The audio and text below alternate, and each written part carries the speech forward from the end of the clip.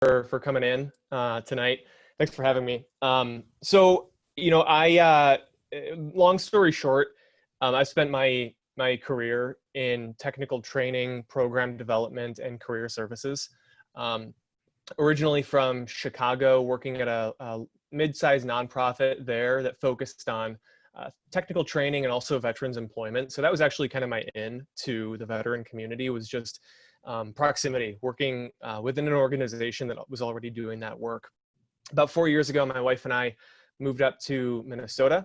We lived in Northeast for a little while before we actually bought a house in Faribault, which is where I live now. So it's a little bit of a trek south of the cities. But in Minnesota, I worked for a training organization as well for about 4 years. And then within that, we provided training to a lot of local companies. So, when 3M, Target, when big companies need training, they often go to organizations like who I worked for.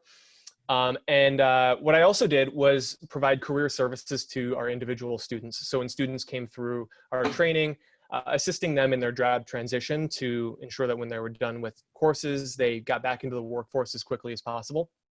Obviously, a lot of our students ended up falling into that veteran category as well. So that's what made the connection to the Eagle Group for me a couple of years ago as well. So that's kind of the background. I've spent a lot of my time providing things like LinkedIn workshops to various groups.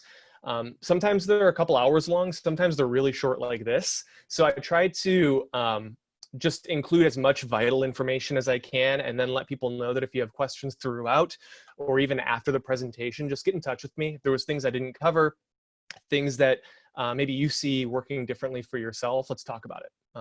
That's what all this is about. So with that, I'm gonna share my screen. And if anybody has questions, like I said, I'm a visual learner, so I like to go through some slides, but I don't want that to be an indication that you shouldn't be discussing what you're thinking. So if you have questions, if you have something to say, let's talk about it. Sound good? Cool. Let's see here.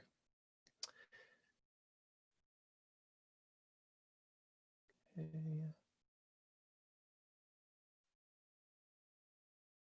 All right, everybody can see this? Cool. So we're talking about leveraging LinkedIn for more effective job search. That right there is me. That's my LinkedIn headshot. So if you're looking on LinkedIn, if we're not already connected, then send me a connection request. The Jeff Coltman that has that photo is going to be the one you're looking for. Some quick housekeeping notes. LinkedIn is not perfect, and it's in a constant state of change. We'll cover the desktop version of the application, not the mobile version. A lot of people use LinkedIn on these devices here, but we're going to be covering the desktop version because any changes that you make, it's just easier that way. And everything that we cover is utilizing the free LinkedIn account, not the premium accounts. So there's a lot of different premium accounts out there. A lot of them are really great, but it is an additional cost, and depending on personal financial situations, it's not always an option. So everything that we cover is utilizing a free LinkedIn account, which is what I have as well. LinkedIn is a game. It's constantly changing. There's a lot of features when you utilize the platform, a lot of things that you'll see people talking about on LinkedIn. Ultimately, though, all that really matters is the pieces of the puzzle or the game pieces, and utilizing them to your advantage when it comes to your job search. So personal experience, I've never had a corporate position that wasn't at least in part due to LinkedIn. That goes to the companies that I was working for when I first moved to Minnesota, reaching out to the right people, to the new position that I have starting on Monday with Abbott. So I reached out to the right person who had posted a particular job at the right time a couple of weeks ago, and was hired on from there. So it's something that I've seen work really effectively in my own personal job search. I know that it can work really effectively. It's just all about leveraging the pieces of the game to your advantage. Just some quick statistics to get these out of the way. So number one, LinkedIn was founded in 2003. It's been around longer than things like Facebook. 2003 also means that I think it's able to drive. It's pretty old. So there are 3 million jobs posted monthly on LinkedIn. 57% of LinkedIn use is on mobile. Like I just said, people are always using these, especially now. More than 90% of recruiters use LinkedIn. Microsoft paid $26.2 billion for LinkedIn, I think in 2016. That's billion with a B. The reason I bring that up is because it's a platform that's not going to go away, right? That was a big investment for them. They're going to continue to invest in it. So it's just important that we learn to leverage these resources. Job search changes, technology changes. We just gotta stick with the times, right? The average user is on LinkedIn 17 minutes a month. So there's a few different people, different types of people who utilize LinkedIn. There's people who are on once every 6 months. They check and make sure their password is up to date. People who log in once every couple weeks, maybe see if they have any notifications. There's people like me who log in and stay logged in all day, every day. I suggest if you're in job search, you find a middle ground. Making sure that you're updating your LinkedIn profile a couple of times a day. Morning, afternoon, evening, a couple of minutes here and there is good to start. What you want to do is you want to start establishing some sort of base level activity utilizing the platform. And also you just want to get used to seeing the interface and seeing what people are doing on the platform as well. Motivated was the most overused word on LinkedIn in 2014 and 2015. So I don't have any updated statistics for that. I don't know what the most overused word on in 2020 is, but I would imagine it's not too much different. The reason I bring that up is because keyword usage on this platform is so important, and we want to stay away from keywords that people would assume you already are. For example, somebody assumes that if you're looking for a job, you're motivated, or you're on time, or you're passionate. These are not necessarily effective usages of keywords on the platform. So we'll talk a little bit about that too. Any questions on this? All right. So where do we start with this? I bring this up. Your personal brand is what people say about you when you're not in the room. And when it comes to LinkedIn, really it all comes down to your personal brand. I've got a picture of Jeff Bezos here with that. He's the CEO of Amazon. He's often attributed as saying this. I don't know whether or not that's true. I couldn't really find any evidence online that he actually did say that. But nevertheless, it rings true. When people talk about your personal brand and your personal brand on LinkedIn, you want to keep in mind that this is what that means. It means it's what other people are saying about you when you're not in the room. And the easiest way to establish what that is for you is to talk with either former colleagues or even family members and friends and say, hey, if you had to describe me professionally speaking, how would you do that? Right? And then that's going to be a good way to, a good baseline for you to move forward with your online persona.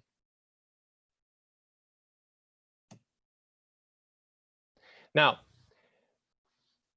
what makes up your personal brand? It all starts with a profile photo. So you've got to have a good profile photo if you're looking for work on LinkedIn. According to LinkedIn, a profile with a photo is about 21 times more likely to be viewed than a profile without a photo.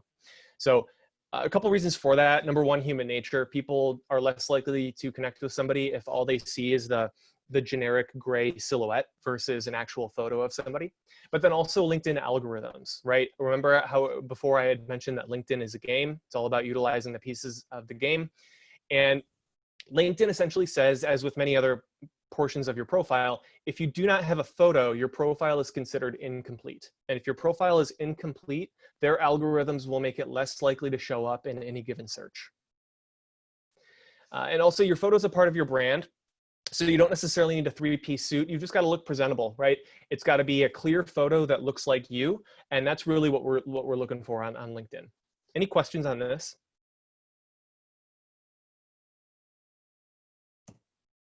Contact information. We're going through some basics here first because it's really important, and you would be surprised the number of people, both on their LinkedIn profiles, but also on things like resumes, don't include contact information. So it's just important that you go back and make sure that this is there and that it's accurate. It doesn't matter if you have the most compelling LinkedIn profile on the face of the planet or you're a perfect match for a job. If somebody doesn't know how to contact you, or if you provide them with the wrong email or a wrong phone number, you're never going to get called back for that job interview. So I just highly encourage everybody to go back into their profile, into their See Contact Info tab, and make sure that that information is up to date and it's accurate. And whatever you're checking most frequently, if you've got multiple emails, make sure it's the email you're going to be checking on a consistent basis. If you got multiple phones, make sure it's the phone that you're going to answer immediately. The other thing, especially with your phone number, that you're going to want to do is make sure that your phone, your voicemail is not full. This is not to do with LinkedIn, but you'd be surprised the number of people out there who you give them a call and their voicemail is full, so you can't even leave a message. Again, that could be a big red flag for employers, so you just want to make sure you take care of those things as well.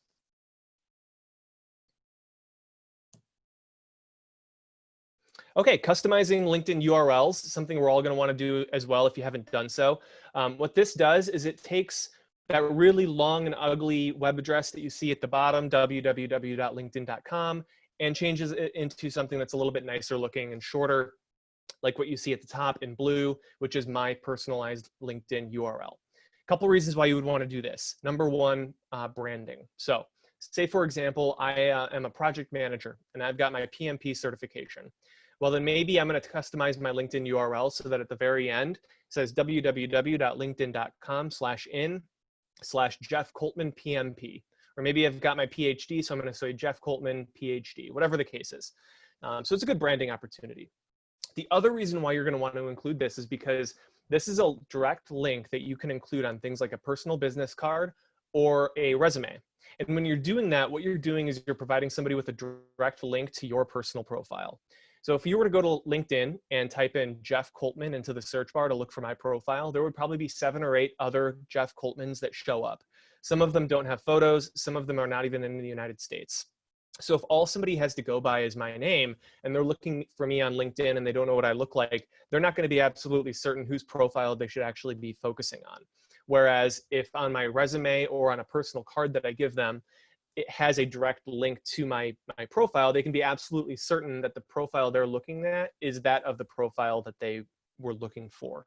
Does that make sense? Any questions on this? Cool. LinkedIn headlines. So we're getting a little bit deeper here now. Your headline is a part of your brand. And this section allows for 120 characters. You want to make sure that you're using all of them. The reason why is because all of these characters are searchable on the LinkedIn platform. So the more high value search terms you have in these areas of your profile, the more likely it is you're going to be searched or you're going to be discovered by those search terms. So you'll see mine there, my name followed by career services manager, workforce development and program manager, career and technical training. Headlines like seeking employment are not as effective as they could be. You want to utilize this space to brand yourself. It makes sense that if you're looking for work, you would want people to know upfront. But really, when it comes down to it, there's a lot more effective ways to ensure that you're being seen by the right people on LinkedIn. You're positioning yourself for a future potential job. So what are some options we have to leverage this section of your profile? One approach is to make it simple and value driven. What you do and who you are. So maybe you're a customer support representative helping software startups manage and grow social media to drive more sales. Or maybe you say, I help coaches and consultants generate an additional $10,000 to $20,000 per month via video ads. Pretty cut and dry statements. These are things that I took directly from other people's headlines on LinkedIn, so they're actually being used.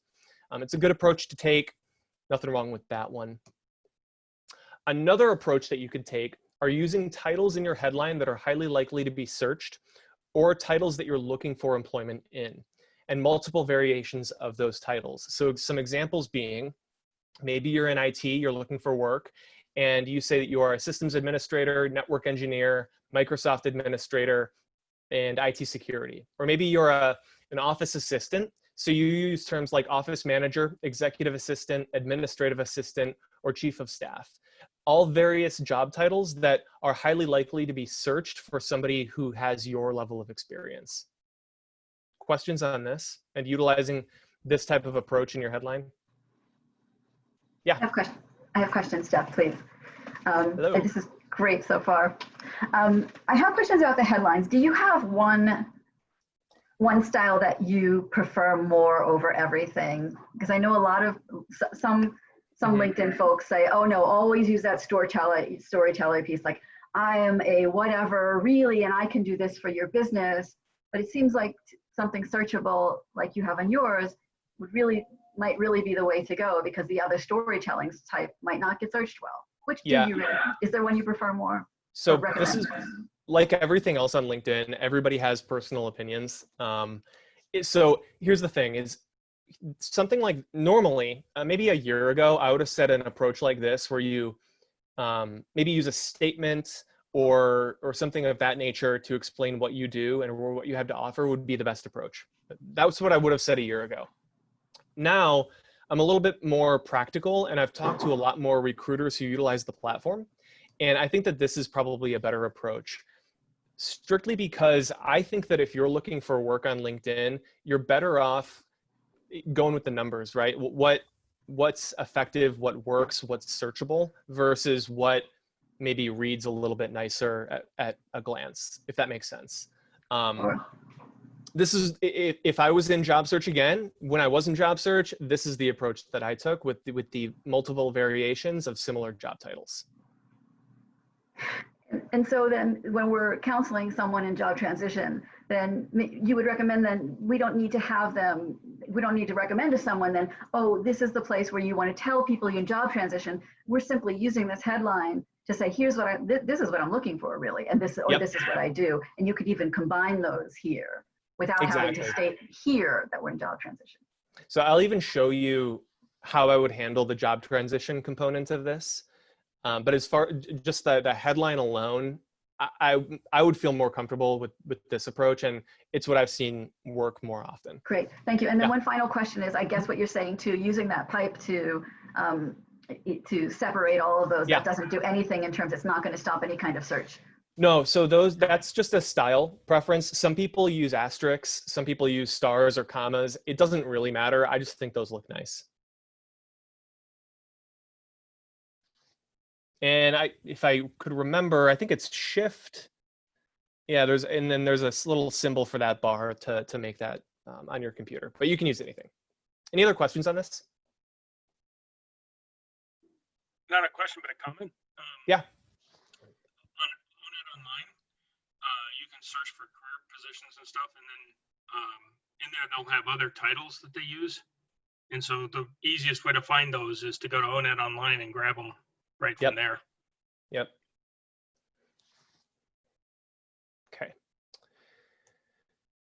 Current position. So this is going to tackle the seeking employment piece that we were just talking about. And this is actually what I did over the last couple of months when I was in my own job transition, and what I've seen a lot of people do. So when you leave a job, oftentimes what some people will do is they'll just keep their position what it was. They'll say they still work there because ultimately LinkedIn's not a legal document, so nobody's going to come after you if you do that. But I think there's better ways to handle the situation.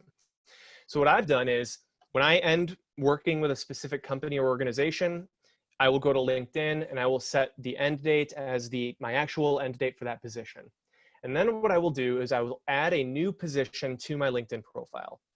And this is how I'm going to handle that specific position. You can change the name, and you can see here on the right what it is.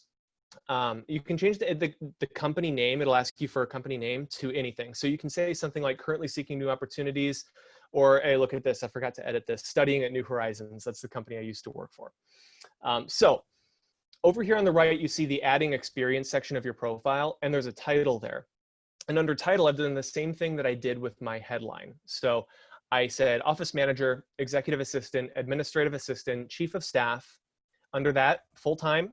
And under that, where it says company, I've just said currently seeking a new role. So rather than saying I'm working at a company, I'm saying I'm currently seeking a new role. The reason we do this is not to pretend that we work somewhere when we don't. We're not being deceptive. All this is ensuring that you are showing up in a given search that any recruiting or hiring manager may be conducting on the platform.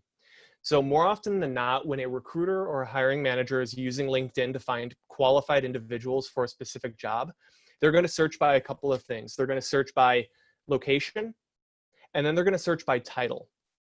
And if you don't have a current title on your LinkedIn profile, then chances are you're not going to show up in their search, because if you don't have a title, there's nothing for your profile to show up from. So what you would want to do is you would want to add a new level of experience, a new title that includes those searchable terms, so that when a recruiter goes into the platform to find people, you still show up even though you're not currently employed by a company. Does that make sense? Again, some people just leave their their current employment the same, even though maybe they don't work there anymore. I would steer clear of doing that because, again, this is not about deception or making it seem like you're working when you're not. All we're doing here is leveraging the algorithm so that you show up in those search results. And you just want to make sure, you can see there at the bottom, it says share with network. Just make sure that's toggled off. If you start sharing all of the updates that you make to your profile with your network, it's just going to start bogging down people's timelines. It just gets a little bit annoying. So just make sure that's toggled off every time you make these adjustments. Questions on this? So that share with network shows up as you're adding experience then each time now, or? Yeah. Okay. Yeah. I mean, as LinkedIn is almost daily changing, but last I checked, it did. The other thing it does now, which I found interesting, is when you add a new level of experience, there's a little checkbox that says, LinkedIn, help me find this job. So it's like a little badge that then goes next to that job description where people can see, oh, they got this job through LinkedIn. I've done that on mine. You can see it if you go to my profile now, which is interesting. They're always adding little bits like that. Okay. Again, this all goes back to LinkedIn's searchability and its algorithms. Experience and education, pretty straightforward, but something to cover. Unlike a resume, you can get a little bit more detailed with your experience and education on your LinkedIn profile. Experience section showcases your work history and past duties, just like a resume. Education is essential as well, so it can include formal or informal education. You can also add volunteer experience. I've done this on my profile in every job transition that I've been through. This is a great way to help fill any employment gaps. So we all know that job search is a full-time job, but ultimately, when you go into the interview and they ask you what you've been doing for the past 3, 6, 9 months, a year, you want to be able to say that you've been doing something more than just looking for a job, right? So any volunteer experience, any groups that you're a part of, even groups like this, you want to include on your LinkedIn profile because that shows activity through this time period. It also makes your profile more complete. So again, when LinkedIn is sorting through their algorithms, having a complete profile is going to make you more likely to show up in any given search whatsoever. And a quick question, do you recommend putting that into volunteer experience, or if you're currently unemployed, do you put that in your work history? So a good question. I would say it probably honestly doesn't matter. I like having it in volunteer experience just from a personal perspective. But if you put it in your work history, that would be just fine too. It really, again, there's no hard and fast rules for this. It's just about preference. Other questions on this? All right, pretty straightforward. Skills, endorsements, and recommendations. I want to talk a little bit about these. So a skill is something that you're good at that you can tag on your LinkedIn profile. I'll show you what that looks like. A skill endorsement is a one-click way for connections to endorse skills listed on your profile. You'll see that too. And a recommendation is just that. It's a written letter of endorsement received from a connection, and you can request recommendations from connections as well as proactively recommending connections that you have. So in more detail, we've got featured skills. So again, they show people exactly what you know. LinkedIn allows you to list a total of 50 skills on your profile. That's 50. And you want to make sure that you include all 50. So when we're talking about skills, we're talking about searchable keywords for industries and positions that you're looking for. What we're not talking about is words like motivated, on time, passionate. Those are not really skills. We're talking about things that are actually going to be searched within this platform. This is what they look like on a profile. This is actually directly from my profile. So you can see here my top 3 skills listed are nonprofits, community outreach, and training. What LinkedIn will also do is it will show you the endorsements. And the endorsements are the numbers that are next to each one of those keywords. You can see 43, 29, and 28. Those are the number of people who have come by, said, yep, Jeff knows about nonprofits or community outreach. And it will also show who that person was and where they work. Questions on this? I do. If you would just kind of clarify this, Jeff, is that if folks are transitioning or something into a different area, they should just kind of keep on their skills, even if it doesn't pertain specifically to an area because it might pertain in some way, as long as they're not up at 50, right? They shouldn't kind of get rid of something just because it doesn't pertain exactly. Does that make sense? Yep. So I would say that's true. Unless something is completely different. For example, you know, LinkedIn's been around a long time. A couple of months ago, I went through my own personal skills and I found that I had visual merchandising on there because in college, I worked at Eddie Bauer for a little while. That doesn't really apply to what I do now. So I took that off and I replaced it with something else. There's a lot of other skills that I have listed on my profile that maybe aren't necessarily an exact match, but might still have some relevance to a specific job. So I keep those. It is something you always want to audit. You always want to be sorting through, seeing if there is any better choices. But yeah, you don't want to just take everything off and start from scratch. And those skills, what did they have to do with recruiters and algorithms? So that's right here. Oh, sorry. Yep. No, that's okay. That's okay. Any other questions before I talk about that? Okay. Again, if anybody does have questions, we're kind of speeding through a lot of this, so feel free to reach out afterwards. But as far as the LinkedIn algorithms, recruiters, this is really why skills matter. So if someone searches LinkedIn for the term interactive design, and one person has 36 endorsements for that skill and they have it listed on their profile, but somebody else has 99 plus endorsements for that same skill, which person will LinkedIn show higher in the search results, all other things about their profiles being equal? It's going to be the person who has 99 plus endorsements for that skill. So what you're doing by including these skills on your profile is, number one, you're checking a box that says you know about community outreach, and then you're allowing people to endorse you for that skill, which helps drive your profile higher in search results for that key term. Does that make sense? So the algorithms basically say, Jeff knows more about community outreach than Joe Schmo over here, so we're going to show his profile first rather than second in a search for community outreach. The other reason is LinkedIn says people who list at least 5 skills get 17 times more profile views. Again, that's LinkedIn algorithms. They're just going to make it more likely that you show up in any given search if you have this section of your profile completed or at least started. And when listing skills, again, we list skills we wouldn't assume you already have. So skills that are actually relevant to the job, things that they're actually looking for that you can provide. Questions on that?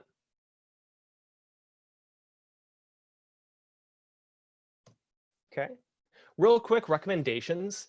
This is what they look like on a profile. It's pretty much just a letter of recommendation that you can make it really easy for somebody to read. So you can see here, Sean and Jessica both wrote these recommendations after working with a colleague of mine. On the left column, it shows Sean and Jessica. On the right, it shows what they had to say about a specific person. This is going to be a great way, again, to just quickly show an employer what people have to say about you, rather than having to submit those letter of recommendations later. Questions on this? Yeah, is that one too, where if you want these people to give you a recommendation, is it okay to kind of feed them a little bit too and say, can you please say something about this skill or this job or something like that? Or is that what you're going to do next? Exactly. So I didn't cover that. I don't have a slide to cover that, but okay. Yes. So because this is actually something that's done through the LinkedIn platform, is asking for a recommendation. You could see here, if I had taken a bigger snippet of the screen, there would actually be a tab that says ask for a recommendation or give a recommendation. And when you do that, one of the things you can do when you're asking somebody is just say, hey, if you want me to write this for you and have you sign off on it, I can do that. Always offer to just write it for them, give them pointers. The easier you can make it, the better, and that's totally okay to do.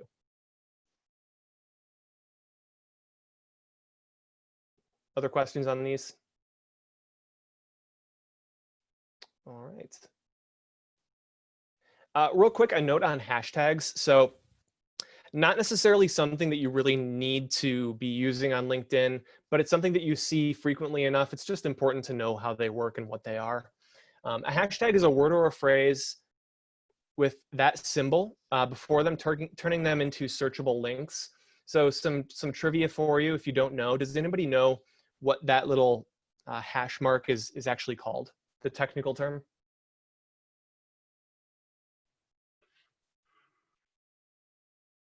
No? Pound sign. Yeah, we always get pound sign. There's a more technical term for it. Crosshatch? Crosshatch, close. That's not close. So it's, take this to your next trivia night when the world opens back up. It's called an octothorpe. I don't know why. I'm That was assuming, next. Yeah, I'm assuming that whenever the developer who created it made it, they just decided to call it an octothorpe, which is fine enough. But yeah, I just thought that was interesting. So if you take anything away from this, that's the technical term for a pound sign. But back to hashtags and how they're used. So generally, these are words or phrases. I'm going to move my screen here. I actually can't see. There we go. Okay, words or phrases that your industry uses and are great ways to see what's going on in your industry based off keywords. Some examples being hashtag B2B sales, hashtag marketing, hashtag accounting, finance, etc. So essentially what this does is when you see this, it'll turn into a link on the platform and you can click it and it will take you to another page on LinkedIn and show you every other usage of that same hashtagged phrase from other people outside of your network. So it can be a great way to see who else is talking about B2B sales or who else is talking about marketing. Again, it's not necessarily something you need to be using consistently or you need to be an expert on. It's just something that you will see frequently enough. That's the reason why people are using it, because it opens up their posts or their information to a wider audience. Questions on this? I don't know if I'd want somebody leaving my profile if I'd captured them. I don't know if I'd use those links. The other thing that it does is if somebody were to search LinkedIn in the search bar at the top and search B2B sales, if you had used that hashtag, then you would actually show up in that search. So it can be a method of being found as well. Hey, this is Renee. I apologize for being late, but I am wondering, it seems like there are certain platforms that don't recognize hashtags. I'm just thinking about Facebook, for example. Yeah. You can put a hashtag on there, but it doesn't recognize it or anything. Is there some place we can go to look at what platforms will recognize a hashtag? Or so a couple things. Number one, maybe somebody else knows the answer to this. I'm not on Facebook. I thought that it did recognize hashtags, but I guess I don't really know. It does now. It does? Okay. I also know that when you use hashtags, it often won't recognize numbers or symbols. So it's got to be just the 26 letters of the alphabet to be a hashtag. I can't speak any more than that to Facebook, but what I can say for sure is that platforms like LinkedIn, Twitter, Instagram use them for sure. Outside of that, we'd have to do a quick Google search to find out which ones. The other thing that I will say is that within these platforms, hashtags only work within the platform. So the hashtag B2B sales on LinkedIn will only be functioning within LinkedIn. The same hashtag on Twitter would only function within Twitter. So it's not a way to find information between platforms. It's only found within each platform. Does that make sense? Well, Jeff, there's your $1 million idea, man. Yeah. I'll get on that.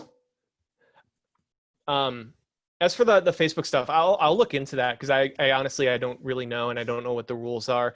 The other thing that I can say is that it's a tool that was invented on Twitter, for Twitter, I think by a user. And then from there, the use case of it just became so important that all these other platforms started using the same methodology.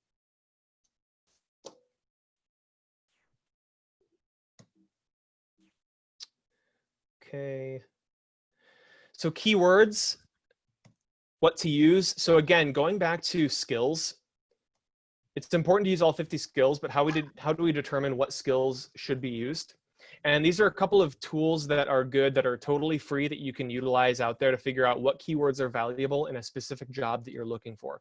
Number one is Wordle. And this is a tool that allows you to create word clouds based off of a given amount of text. So what you would do is you would go to Wordle, you would copy and paste the text from a job description, and then it would generate a big word cloud for you. The bigger the word, the more times it was used within that job description. The smaller the word, the less important it was, or the less frequently it was used within that job description. So again, just a good visual representation of what some keywords you may want to use could be. Another tool that I think is probably a little bit better is called JobScan. And this lets you compare your profile and resume to jobs that you're applying for. You can see here down at the bottom, on the left, you've got your resume or your profile section where you can copy and paste the text from that. And on the right, you've got a section where you can copy and paste text from an actual job description. And it allows for several free scans before it will ask you for a paid subscription. When you get to that point, I suggest just waiting a day or so, and it usually gives you a couple more free scans, so you don't need to pay for this. But it will give you detailed metrics and advice on improving your resume and profile. So it will tell you what keywords were in the text of the job description that you're not using in your profile, or what words are in your profile that are not necessarily valuable within that specific job description. It'll even go into whether or not you're using passive or active voice in your resume and how you can fix that. So this is a tool that will give you a lot of information to really improve both your resume and your LinkedIn profile, and discover what skills and keywords you should be focusing on more. Questions on this? This is Alan. I was wondering, do you recommend pasting in the whole entire job posting, like all the blah, blah, blah, we're a great company, Fortune 500, we're the greatest things in sliced bread, and you'll be a superstar working here? Or do you just take the job description part of it? I would just do the job description, but ultimately I think it would give you similar results either way. Okay. But personally, I would just do the important chunk, exactly what they're looking for. The specific reason I ask that is because oftentimes those statements at the top and the bottom are their values statements, right? Yep. So I'm thinking it'll grab those, and I don't know if, I guess my supposition or question was, if they're a values-driven company, then they're going to have values-based skills in their job description, and it would highlight that if you had it, the whole thing versus just the meat of it. The other thing you could do, again, because you get several scans doing this, is you could just do it both ways. But yeah, that is a good point. I guess I would try to do it both ways. So again, it's some tools to use to discover what skills you should be including on your resume. Here's another way to figure out what skills are valuable. So this is actually a job description that I found on the LinkedIn platform. And what this one does that you won't always see, but you can find often enough, is on the right, it will list the skills that they're looking for that job. So the job is Director of Development. And then on the right, it says how you match, and lists skills. You can see there's like 10 skills listed. 3 of them have blue check marks next to them. That means that I have those 3 skills actually listed in my skills profile in the skills section of my profile. Whereas the other 7, annual giving, donor engagement, philanthropy, presentation skills, are not listed under the skills section of my profile. So what I might say to myself is, wait a minute, I do have presentation skills, so maybe I'll go back to my profile and add that so it does register in how I match to this job. So that brings up a question. I got a couple questions on that. Yeah. And basically they come down to, can you search for jobs by those skills then somehow? So I would have to check just to be sure, but I want to say that you can, because when you go into the jobs tab on LinkedIn, yeah, you can go into the filter mode, and then it will give you a ton of filters you can utilize to narrow down your job search. And I want to say that there's most likely a way to narrow it down by skill as well. My next $1 million idea, find a way to group those all together and say, search for all the jobs that match this set of criteria. Yeah, I mean, that would be ideal. And again, this is This is not something you'll always see. Not every job description on LinkedIn will show you this information. A lot of them will. The other thing you'll see here is it says contact the job poster, Josh Remnitz, I think. You don't always see this, but when you do, if it allows you to see who posted that job, that's an open invitation to contact that person. And I would absolutely do so if I were to apply to that job. I would apply to the job however they want me to apply. And then I would go to Josh's profile, send him a connection request with a personalized note that says, hey, Josh, just wanted to reach out here on LinkedIn. I formally applied to this position, really interested. Let me know if you ever want to chat.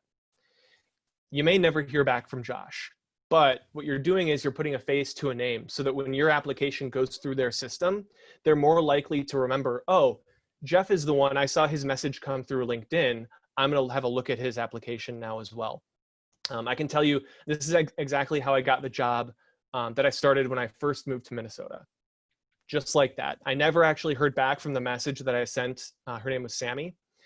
But the next day, my application was reviewed. I was called in for the interview. The process started from there. So it does work, even if you don't always get an immediate response. Questions on that?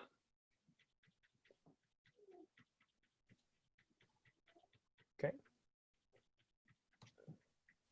Let recruiters know you're looking. This is important too. So LinkedIn allows you to basically check a box that says, do you want recruiters or people who have LinkedIn recruiter accounts to know that you're open to new opportunities? And when you do that, it will allow you to include keywords and job titles that you're looking for. So you can see here on mine, open to new opportunities, workforce development manager, training manager, technical training manager, program manager, all titles and key phrases that I included on there so that if a recruiter was looking at my profile, they would see that these are the types of jobs I'm looking for. Questions on this? Something to note is that if you are utilizing this feature, it's only visible to people who have LinkedIn recruiter accounts. Why is that important? If you're currently working and you have a job and you maybe don't want people to know that you're in job search, don't worry too much about that. People from your company are not going to see that. And in fact, I think LinkedIn does a pretty good job of hiding that from people at your company who have those premium accounts. So even if they have a premium LinkedIn recruiter account, if they are linked to the same company that you work for, I believe that LinkedIn will still hide this information. Questions on that? Oh, that's pretty cool. Yeah. Profile views. So LinkedIn allows you to an extent to see who has viewed your profile, and this can help drive networking. If you're not connected with somebody that viewed your profile, don't be afraid to send a connection note with a connection request with a personalized note. So you can see here on the right, I've got my profile views, and there is a sorry, I keep going like this because I usually do this in person, and I've got a pointer, a laser pointer. I realize nobody can see me doing that. Oh no, the laser dot shows up on the screen. Yeah, for sure. But you've got the graph there, and what that does is that shows the number of profile views you've had over any given period of time. So you can see maybe there was a dip on June 19th of last year. So I might ask myself, what caused that dip in profile views? Maybe there was a spike in profile views. Same thing. I might ask myself, what caused that spike? Was it something I posted, something I did on LinkedIn? You want to mirror that behavior going forward. And then below that, LinkedIn actually shows you who viewed your profile. And again, if you don't know who those people are, but maybe they're valuable to your job search, reach out to them. Send them a connection request. Say, hey, I saw you viewed my profile. Just thought that I would reach out here. Let me know if you ever want to chat. Again, especially if these are people who work at companies that you want to be working for, that's a great opportunity to get your foot in the door and maybe ask for an introduction to somebody on the hiring team as well. Questions on this? All right. So, sorry, I had to unmute. Could you remind us, I think that this is a premium, LinkedIn premium feature, but I think veterans are able to get premium for free. Is that, could you? Yep, so 2 points on that. Number one, if you're a veteran, I want to say it even extends to spouses and maybe children. But if you're a veteran, you get a free year of LinkedIn Premium. I think if you just go to LinkedIn for Veterans, if you Google that term, it'll have you verify your veteran status, and then you get a year free. This here, the information you're seeing here, who's viewed your profile, that sort of thing,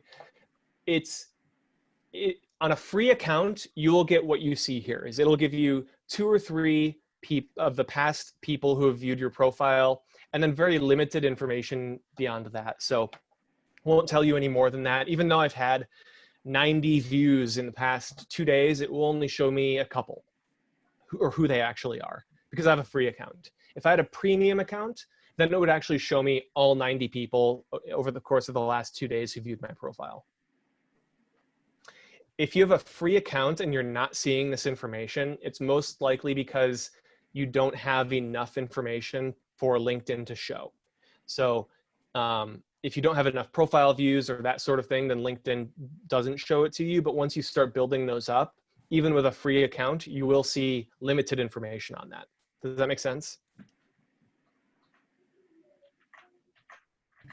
Yes, thank you. Okay. Other questions on that? All right. So we plowed through a lot here, right? There's a ton on LinkedIn. You could spend a week teaching LinkedIn, all of its features, everything that you need to do to be effective on the platform. But I think if you take anything away, there's a couple of key factors here that are important. Number one, fixing your profile photo and including your banner photo, which is what's on your actual profile page. Optimizing your headline and current title to reflect highly searchable terms or keywords in your industry. Using your summary and every other piece of your profile to tell your story and use those keywords in as many places as you can. And being active on the platform. Activity is key. Again, you don't need to be using the platform all day, every day. The average is 17 minutes a month. I suggest you use it a little bit more than that, preferably once in the morning, once in the afternoon, and once in the evening, especially in job search, because you never know when that specific job you're qualified for is going to be posted and taken down, or that connection is going to share information that's valuable to you. You want to make sure you're always checking in on what's going on the platform. So that's all I have for the presentation component of this. I think maybe what I'll do now is open it up to questions, but then also Alan, I'm not sure if we're significantly over time, what we have planned. But again, I appreciate everybody sticking around for all of this. Yeah, I think it was valuable, so I appreciate you putting in the extra time for it. Yeah, So absolutely. thank you. Yeah, thank you. I do have one quick question. So the perennial debate of LinkedIn is, are you a LinkedIn open networker, or do you keep things to people you've met? So again, personal opinion, like everything else, I would say I will connect with somebody. I'll connect with anybody who's got a pulse, honestly. If I get a connection request from somebody and it's not blatantly obvious that it's a fake account or a bot, I'll connect with you. I don't care if I know you. Not everybody is like that, and I totally understand why. People don't want to connect with people that they don't know. What I will say is use best judgment. For the most part, connecting with people you don't know is fine. You are opening yourself up to more valuable information the more people you connect with. If you limit your connections only to people who you know in real life, then you're limiting the amount of content that you're going to see. Nothing wrong with it, you're just limiting it. So I think common sense, best judgment, but again, there's no right or wrong answer to that. I don't know if that helps. It does. It's one of those perennial discussions. My personal opinion is I don't connect unless I know them, because I have my network open to my network, so people can find people, right, for coaching and stuff. But then it's like, well, okay, if I don't know you and I just open up my network to you, and now you start hassling my network, right? That becomes a big liability for me. Sure. And for the people I'm trying to work with. So. Yeah, no, I totally get that. And the two examples I'll give you, just personal examples, are number one, moving to Minnesota. I connected and sent a message to the director of operations at the company I worked at for 4 years. Didn't know her, never met her. But that initial introduction is what allowed me to get that job. The job that I'm actually starting here on Monday, same thing. I didn't know the person who posted the job on LinkedIn, wasn't connected with them. I had seen the information through a mutual connection and decided to reach out that way. So I think it's not always like that. There's always situations where, you know, you do run the risk of people taking advantage of your network or not, or reflecting poorly on you. So yeah, all this to say, there's no right or wrong answer, I guess. That's my opinion, but I respect other people's as well, because I totally understand. Thank you, Jeff. Yep. Other questions?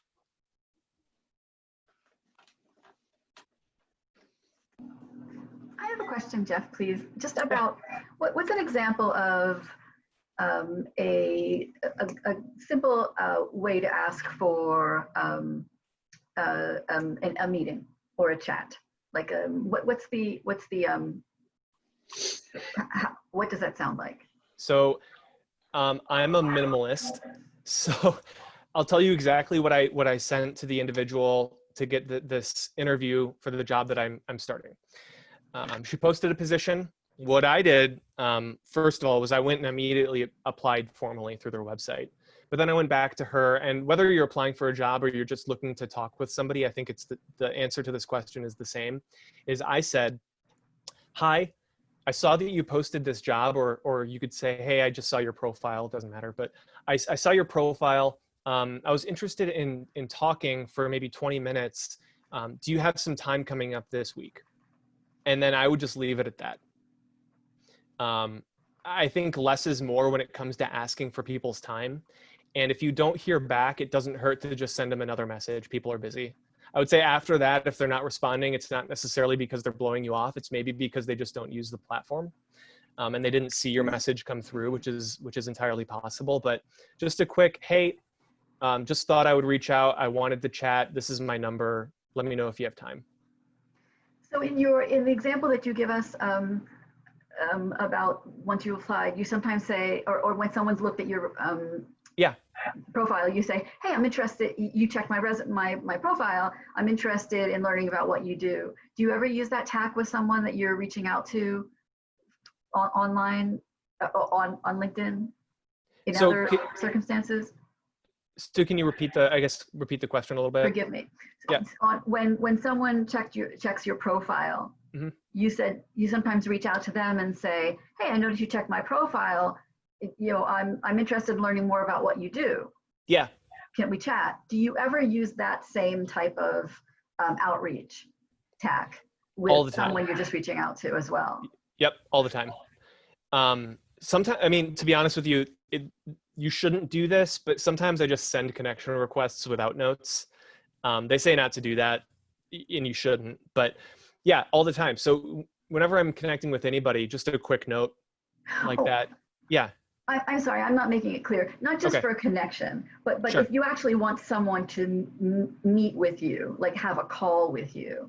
Got it. Not just a connection. I'm sorry, I forgive me, I was not clear. No, when that's you fine. want someone to respond and give you 10 or 20 minutes of their time, mm-hmm.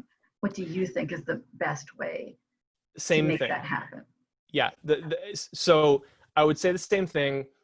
I would also say don't expect a response. More often than not, you won't get a response. Again, not necessarily because they're blowing you off, but a lot of people just, average usage is 17 minutes a month. A lot of people don't see the information. But I would say that it would be perfectly fine and effective to do it the same way. Just a quick asking for that 10 or 15 minutes. Because, and it becomes easier when your profile is complete and you've done the things that we've talked about, because it does add legitimacy. If somebody without a photo and without a complete profile is asking you for 10 or 15 minutes of your time, you're less likely to accept versus somebody where you can see who they are, you can see maybe some of their activity and what they've done, and you say to yourself, okay, maybe it makes sense to talk to this person. Thank you. Yeah. One of the things to follow on that I always recommend is it's better to go through a connection if you have it, to make the introduction, because they're more likely to listen to somebody they already know. And, you know, especially if they're saying, you know, I endorse this person, or you should listen to them, or, you know, you can help them or whatever. it always, I think it increases your chances of being responded to. Yeah, it's difficult. Nobody likes it, but networking and asking for introductions is effective. I've gotten tons of phone call conversations and interviews that, maybe didn't go anywhere, but were the result of introductions made by mutual connections for jobs that I was interested in. So it does work to get your foot in the door, to get those conversations. And that's the same thing. If you see that you want to talk to somebody on LinkedIn who posted a job or is the hiring manager for a specific position, and you share a mutual connection, to just say to that mutual connection, hey, I saw you're connected to so-and-so. Would you mind introducing me? They may say no, because maybe they don't really know that person that well, and it doesn't make sense for them to make that introduction. But, again, it's worth asking, and chances are it's going to go well.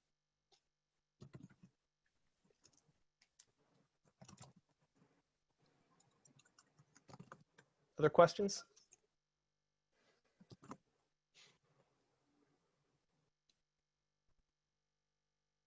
Jeff, will you talk to us a little bit about the in the profile section? We didn't get to talk about. I never know what it's called. The about you section. I can't recall what it's what it's called. Can you just give us a few tips about writing about ourselves there? What you should put in there, what you shouldn't put in. So is everybody seeing my screen right now? My profile? Yes. Cool. So I'm going to show you mine. And again, this is not necessarily the only way to do it, but it's just going to give you an example of what I've done. So they call it the about section. It used to be called the summary section. They changed the name. It's the exact same thing. LinkedIn is LinkedIn, so who knows why. But what I've done here in mine is, number one, I've included my contact information right up at the top, because ultimately what we have to accept is that people are lazy in general, and they sometimes just won't look for your contact information where it's supposed to be. So it's better if you just make it as easy as possible for people to understand how to contact you. Number two is, what I've done is I've gone into this long jargony paragraph that you see right up front that explains what I do or what I've done in the past. Uses some of the keywords that I want to be searched by. And then I say, listen, that was a lot of words, because at this point, if somebody is reading this, they're probably a little bit more interested in learning about me. So I've said that was a lot of words. Here's the deal. My first job was detasseling corn. I don't miss that. My worst job was walking dogs through the bitter Chicago cold, and I don't miss that either. Now I spend time efficiently operating technical training and job readiness programs, and I go on from there and include other keywords that I want to be searched by. And again, contact information as well. So what I've done is I do include some of the more structured components of a summary section, objectives, accomplishments, things like that. But I also include a little bit more about me personally and what my background and where I come from. Anybody who knows detasseling corn knows that I probably come from a small town, if that's something that I did. So it gives a little bit of a peek into my background as well. But did you pick rocks every year? No. But I've been moving. Well. I've been moving a lot of rocks lately. I'm doing some landscaping in our backyard. I don't know if that counts. No. But people know what it is, right? It's a talking point too. So you in your summary section, if you're going to add a little bit more insight into your personality, this is a place to do it.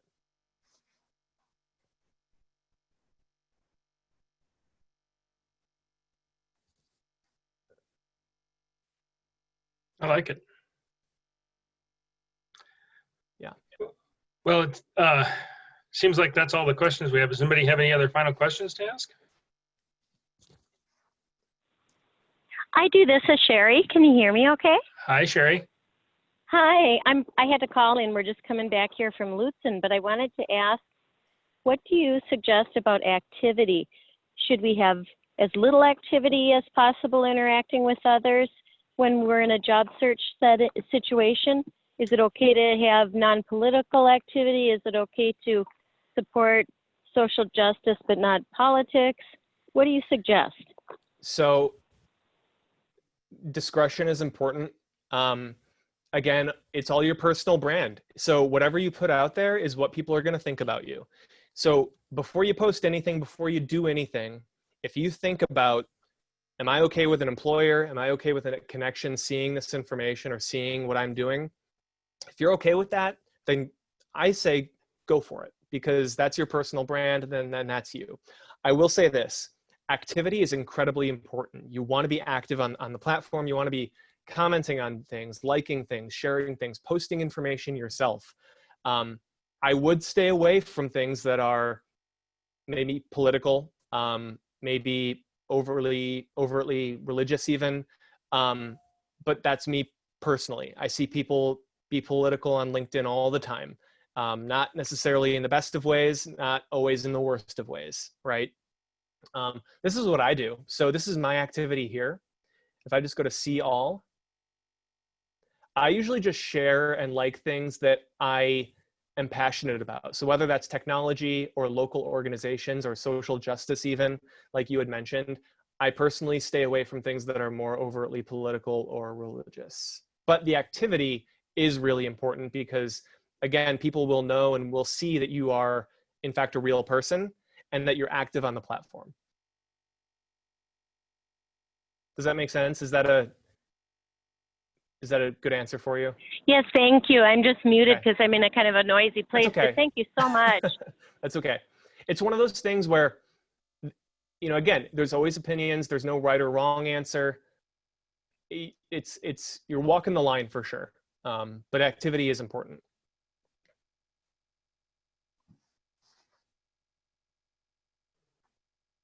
Well, thank you very much. Thanks for having me, guys. This is fun. That was great. Awesome. Alan, I don't remember what the consensus was, but I know this is recorded. If anybody wants the slide deck or anything like that, we can figure something out to make sure you get that. I do an expanded version of this too. So if anybody's interested in setting something up like that, let me know.